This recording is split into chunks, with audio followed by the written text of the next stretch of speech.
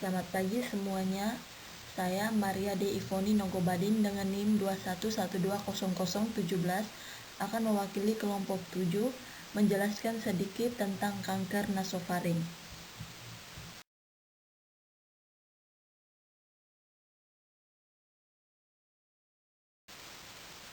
Topik yang akan kami bahas hari ini adalah yang pertama definisi, yang kedua etiologi dan patofisiologi, yang ketiga manifestasi klinis, yang keempat diagnosis, dan yang terakhir penata laksanaan medis dan diet. Yang pertama definisi kanker nasofaring. Kanker adalah suatu penyakit pertumbuhan sel karena di dalam organ tubuh timbul dan berkembang biak sel-sel baru yang tumbuh abnormal, cepat, dan tidak terkendali dengan bentuk, sifat, dan gerakan yang berbeda dari sel asalnya, serta merusak bentuk dan fungsi organ asalnya. Kanker sering dikenal sebagai tumor, tetapi tidak semua tumor disebut kanker. Tumor merupakan satu sel liar yang berada di bagian tubuh dan terus membesar di kondisi yang tetap atau tidak menyebar ke bagian tubuh lain, mengakibatkan terbentuknya benjolan di bagian tubuh tertentu, dan jika tidak diobati dengan tepat, sel tumor berubah menjadi kanker. Berbeda dengan sel tumor yang tidak menyebar ke bagian tubuh lain, sel kanker akan terus membelah diri dengan cepat dan tidak terkontrol, menyebabkan sel kanker sangat mudah menyebar ke beberapa bagian tubuh melalui pembuluh darah dan pembuluh getah bening. Kanker nasofaring adalah tumor ganas yang timbul di daerah nasofaring, area di atas tenggorokan dan di belakang hidung. Selanjutnya etiologi dan patofisiologi. Yang pertama etiologi. Kanker nasofaring disebabkan oleh berbagai faktor, antara lain Epstein-Barr virus atau EBV, lifestyle atau gaya hidup, pajanan pekerjaan, makanan, genetik, riwayat infeksi di area nasofaring, dan terakhir jenis kelamin. Yang kedua patofisiologi. Patofisiologi karsinoma nasofaring berhubungan erat dengan infeksi Epstein-Barr virus atau EBV yang memiliki ikatan kuat dengan limfosit pada epitelium saluran pernapasan atas. Infeksi Epstein-Barr virus awalnya akan menginfeksi limfosit B yang tidak aktif dan menyebabkan infeksi laten, kemudian berproliferasi dan bertumbuh pada sel B tersebut. Infeksi Epstein-Barr virus atau EBV kemudian akan tinggal di limfosit B dan melakukan transformasi sehingga membentuk sel limfoblastoid. Proses transformasi ke arah terjadinya kanker nasofaring. Baik, yang berikut manifestasi klinis. Gejala dan tanda kanker nasofaring dapat dibagi dalam 4 kelompok, yaitu yang pertama, gejala nasofaring dapat berupa epistaksis ringan atau sumbatan hidung dan pilek. Gejala sumbatan hidung yang didahului oleh epitaksis yang berulang pada keadaan lanjut tumor masuk ke dalam rongga hidung dan sinus paranasal. Yang kedua, gangguan pada telinga merupakan gejala dini yang timbul karena tempat asal tumor. Gangguan dapat berupa tinnitus, rasa penuh di telinga, berdengung, sampai rasa nyeri di telinga. Yang ketiga, gangguan penglihatan sehingga penglihatan menjadi diplopia atau penglihatan ganda. Gejala di mata terjadi karena tumor berinfiltrasi ke rongga tengkorak, dan yang pertama terkena ialah saraf otak ketiga, 4, dan 6, yaitu yang mempersarafi otot-otot mata sehingga menimbulkan gejala diplopia.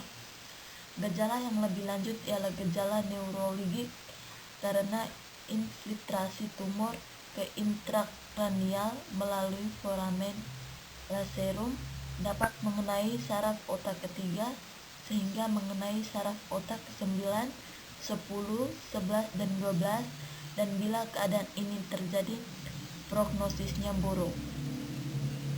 Yang keempat, metastasis ke kelenjar leher dalam bentuk benjolan di leher.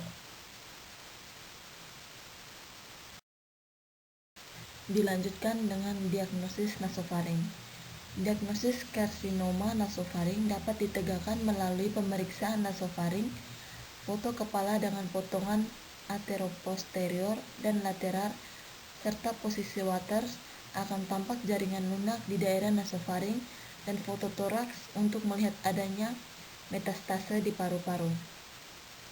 CT scan kepala paling dipercaya untuk menetapkan diagnosis, staging tumor, dan perluasan tumor. MRI dapat mendeteksi suatu sel keganasan yang tidak terlihat dengan endoskopi. Yang terakhir, penatalaksanaan medis dan diet. Penatalaksanaan medis. Pada pasien kanker nasofaring dapat dilakukan dengan radioterapi, kemoterapi, dan didukung dengan terapi simptomatik sesuai dengan gejala.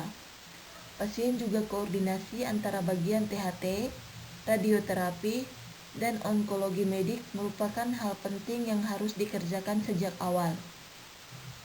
Sebelum dilakukan terapi dan kemoterapi, pasien juga dilakukan persiapan pemeriksaan gigi, mata, neurologi, audiometri, dan timpanometri.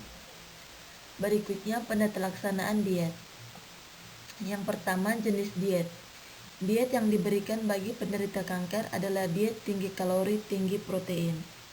Pada pasien kanker nasofaring, selama pengobatan seringkali kehilangan nafsu makan, mual, muntah, diare, pembengkakan pada mulut, kesulitan menelan, dan lain sebagainya, yang menyebabkan pasien perlu asupan makanan tinggi kalori dan tinggi protein untuk meningkatkan kekebalan tubuh penderita dan mengurangi efek yang lebih parah dari pengobatan kanker. Yang kedua, tujuan diet. Tujuan diet penyakit kanker adalah untuk mencapai dan mempertahankan status gizi optimal dengan cara memberikan makanan yang seimbang sesuai dengan keadaan penyakit serta daya terima pasien, mencegah atau menghambat penurunan berat badan secara berlebihan, mengurangi rasa mual, muntah, dan diare, mengupayakan perubahan sikap dan perilaku sehat terhadap makanan oleh pasien dan keluarganya. Yang ketiga, syarat diet. Syarat-syarat diet penyakit kanker adalah sebagai berikut. Yang pertama, tinggi energi, yaitu 36 kilokalori per kilogram berat badan untuk laki-laki dan 32 kilokalori per kilogram berat badan untuk perempuan. Apabila pasien dalam keadaan gizi kurang, maka kebutuhan energi menjadi 40 kilokalori per kilogram berat badan untuk laki-laki dan 36 kilokalori per kilogram berat badan untuk perempuan. Yang kedua, protein tinggi, yaitu 1 sampai 1,5 gram per kilogram berat badan. Yang ketiga, lemak sedang, yaitu 15-20% dari kebutuhan energi total. Yang keempat, karbohidrat cukup, yaitu sisa dari kebutuhan energi total. Yang kelima, vitamin dan mineral cukup, terutama vitamin A, B kompleks, C, dan E, bila perlu ditambahkan dalam bentuk suplemen. Yang keenam, rendah iodium bila sedang menjalani medikasi radioaktif internal. Yang ketujuh, bila imunitas menurun atau pasien akan menjalani kemoterapi agresif, pasien harus mendapat makanan yang steril. Dan yang terakhir, porsi makan diberikan dalam porsi kecil dan sering. Sekian penjelasan dari saya tentang kanker nasofaring. Atas perhatiannya, saya ucapkan terima kasih dan selamat pagi.